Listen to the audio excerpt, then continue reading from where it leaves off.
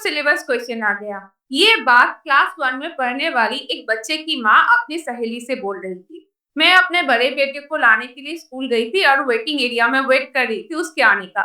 उस समय बहुत सारे पेरेंट्स बहुत सारी बात करते रहते एक दूसरे के साथ, तो अचानक से मेरे कान में ये बात आई कि आउट ऑफ सिलेबस क्वेश्चन आ गया क्लास 1 में पढ़ने वाले बच्चे से।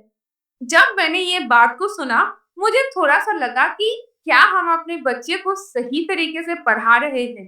कि अभी क्लास 1 में पढ़ने वाले बच्चे के लिए क्या ये सिलेबस इतना ज़्यादा इम्पोर्टेंट रखता है या फिर उसके पेपर्स में आए गए मार्क्स इम्पोर्टेंट रखता है? ये बात ना मुझे सोचने पे मजबूर कर दिया। जब भी मैं स्कूल जाती हूँ और स्पेशली जब वो एग्ज़ाम का टाइम होता है, तो वहाँ पे जो पेरेंट्स आते हैं, जो मदर्स आते हैं, जो फादर्स आते हैं, उन लोगों का जो बिहेवियर होता है, जो वो लोग जिस तरीके से एग्ज़ाम देकर के बच्चा निकल रहा है, साथ ही साथ पूछ रहे हैं कि भाई एग्ज़ाम कैसा गया?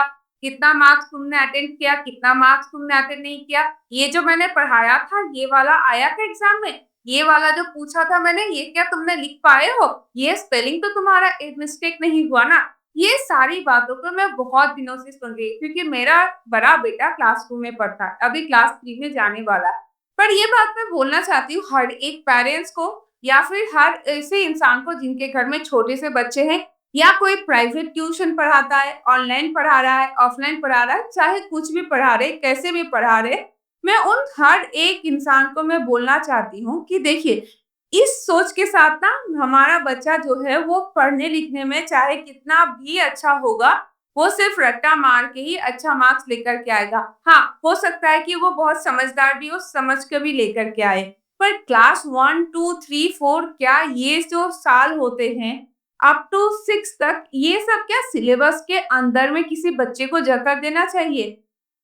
ये जो सिलेबस है, ये क्लास 1 से लेकर के 6 तक पढ़ने वाले बच्चों के लिए, वो उनके कैपेसिटी के ऊपर में डिपेंडेंट होना चाहिए। कोई बच्चा हो सकता है 2 + 2 4 कर रहा है हाथ में गिन के, किसी को वो मुँह ज़ुबानी आता हो, किसी को 5 डिजिट का एडिशन, किसी को 5 डिजिट का सब्ट्रैक्शन आता हो।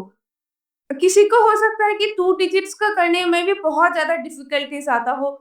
किसी भी टाइम एंड मेज़रमेंट के किसी भी एक टाइप के क्वेश्चन पे कोई बच्चा बहुत ज़्यादा स्ट्रगल कर रहा हो और कोई बच्चा उसको बहुत आसानी से बना रहा हो। तो ये जो सिलेबस है, ये सिलेबस में उनको नहीं बाँध के उनका जो कैपेसिटी है, उस कैपेसिटी तक तो उनको पढ़ाना ही और साथ ही साथ उनके कैपेसिटी को कैसे बढ़ाया जाए, उसके ऊपर में ध्यान देना ही पेरेंट्स लोगों का सिलेबस होना चाहिए।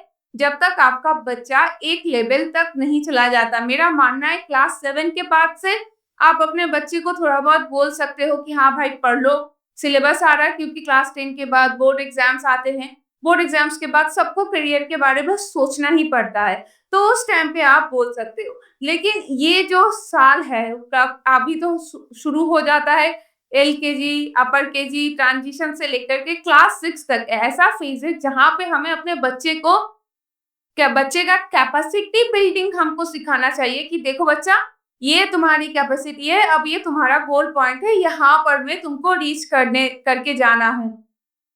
इस टाइम पे हमें अपने बच्चे में से ढूँढ के निकालना है कि क्या वो अच्छे तरीके से कर रहा है। मेबी हो सकता है कि आपका बच्चा ड्राइंग करने में बहुत ही अच्छा हो, किसी का सिंगिंग बहुत अच्छा हो, किसी का डांसिंग बहुत अच्छा हो।